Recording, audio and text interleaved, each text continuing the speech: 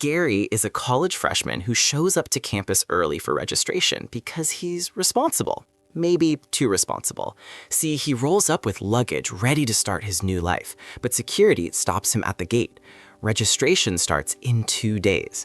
Campus is closed. He's early by 2 whole days. So now he's stranded in Nanting with no dorm access and nowhere to stay. He decides to find a cheap hostel in town. He drags his suitcase through the old streets, asking around, but nothing looks affordable.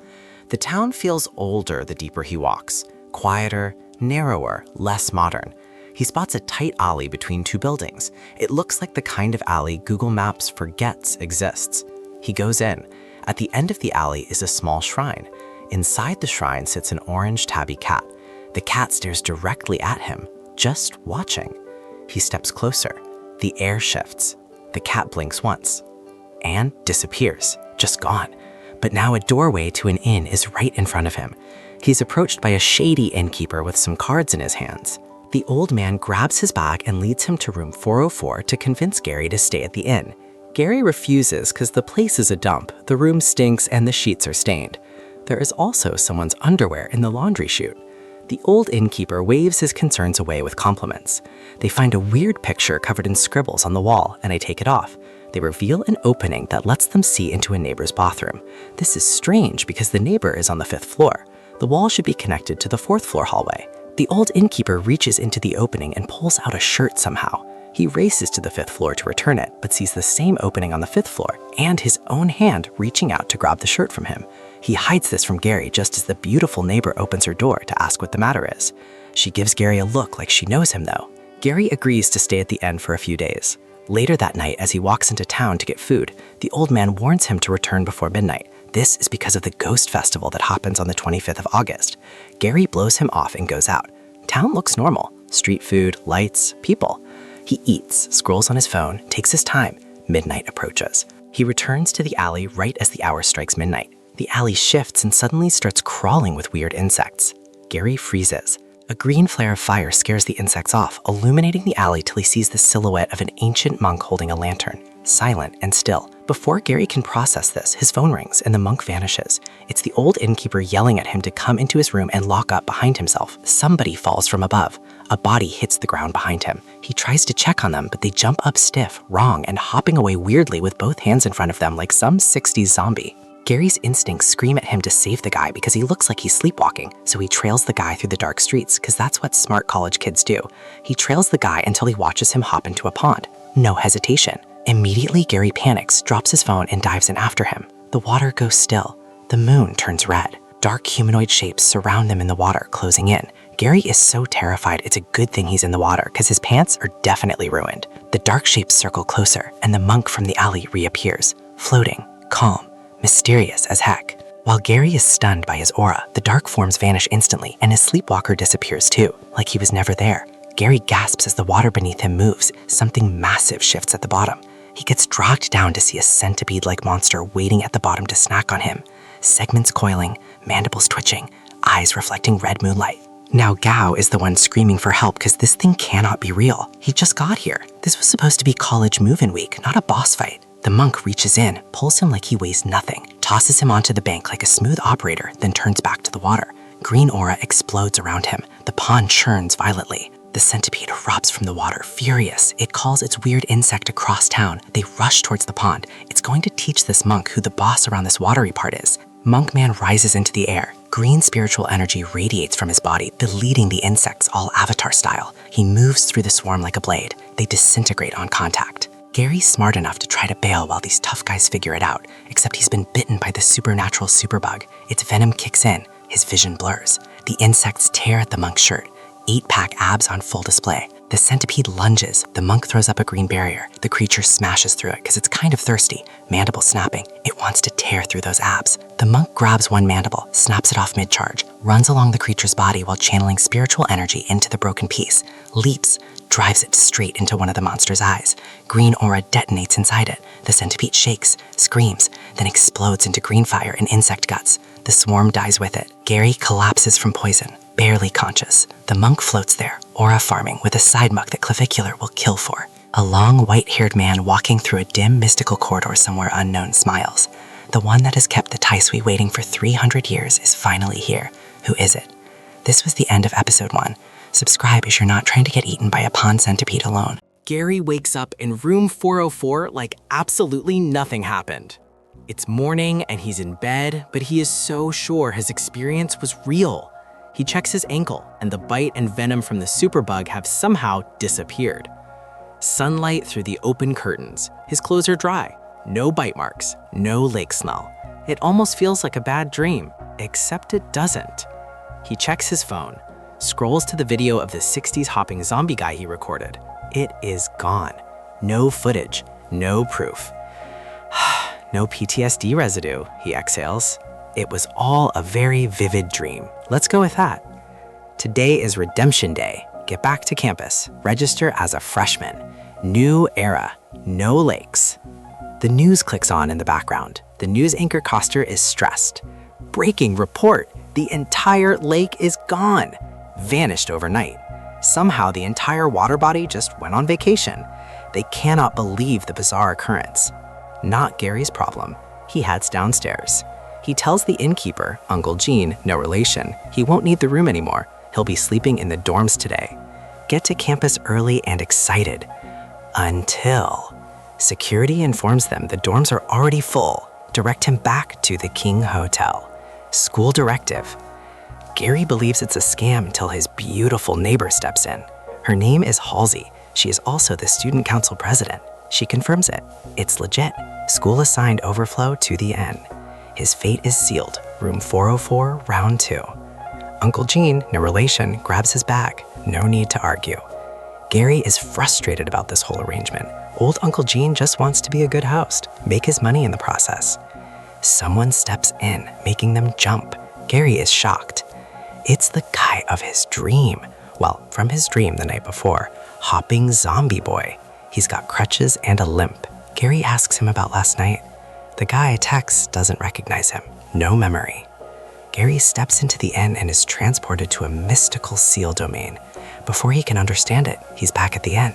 He tells Uncle Gene, no relation, that he's seeing things. He mentions the red bagua array seal, a strange red thread. Uncle Gene freezes immediately. Gary insists he was with Tex, wet, in a pond, together. The guy vaguely recalls someone grabbing him. Gary proudly confirms he's smothered the guy really hard to keep him quiet. This does not help his case. Uncle Gene immediately cuts off the conversation, tells Tex to hurry on to work, tells Gary to head upstairs, but he wants his ID for next day check and validation.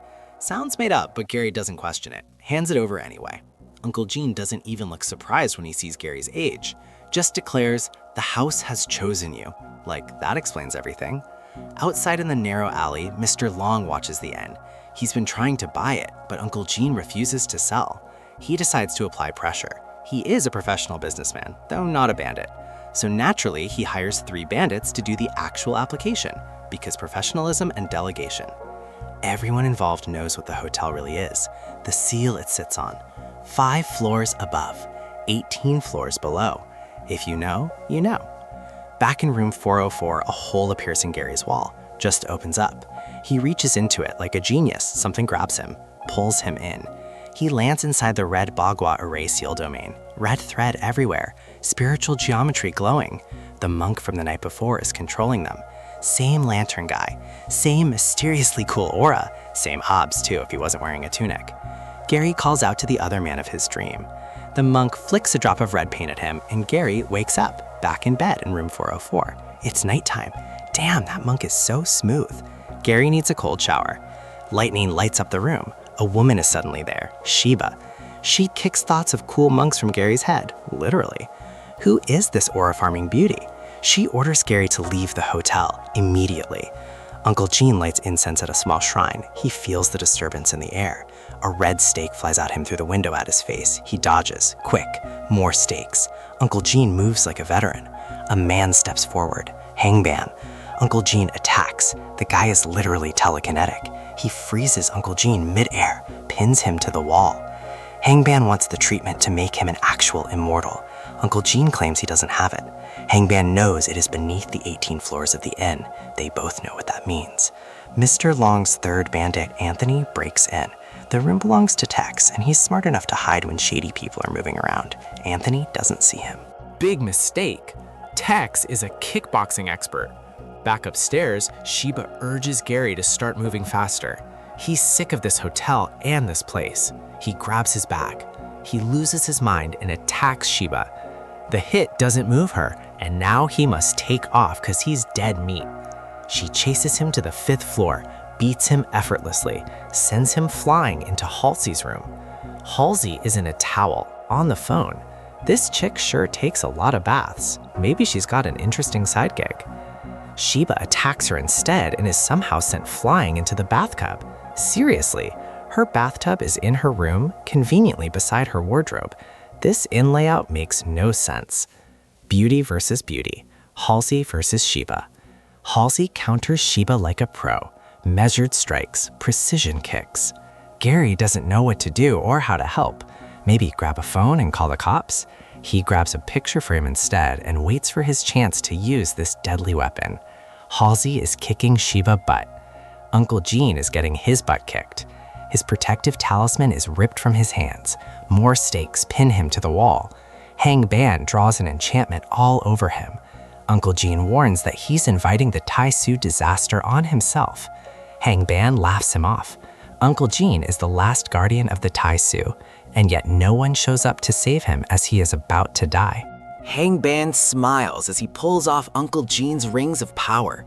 Sealing the blood moon with the lake's water must have taken a toll. Now is the best time to attack the inn. Gary is still waiting for his chance to use the picture frame on Sheba. Halsey's towel is still in place somehow. She closes her eyes mid-fight. Sheba lunges. Halsey counters. Spreading hand, wing arm, subduing hand. For the finishing move. Boom! Kill Bill finish. Halsey doubles down. Wind punches, shadow fists, disarming blows. Sheba can't take it. Slams into the wall, defeated. Halsey grabs a robe, like she just served. She ate that. Gary is stunned. Halsey is awesome. How did she do this? She just beat up a career henchman. Who even is she? Halsey stares at Gary, searching. Noise in the hallway attracts that attention. Tex is destroying Anthony with his nunchucks, no hesitation. Anthony sees Hang Man, runs towards him for help. Slam, stake through the head. Tex can't believe it, passes out like a light. Hang Man continues his enchantments, the power rings in hand. He searches for a way to the 18th floor, focused, one eye full of spiritual energy. He sees Gary. No way! The red threads are spilling from Gary's form. Gary is scared. He suggests using Sheba as a hostage to Halsey. She tells him to run. Hangban has killing intent. Slam. She gets a stake in the chest. She drops. Now it's just Gary, facing off against Hangban with no weapon, heart racing. Hangban laughs. He lunges at Gary, intent on consuming him to attain immortality. Gary flails. Somehow he makes it around Hangban and heads towards the stairs. Hangban sends stakes flying at him. They sail past him. Is he missing on purpose? Gary runs to the roof.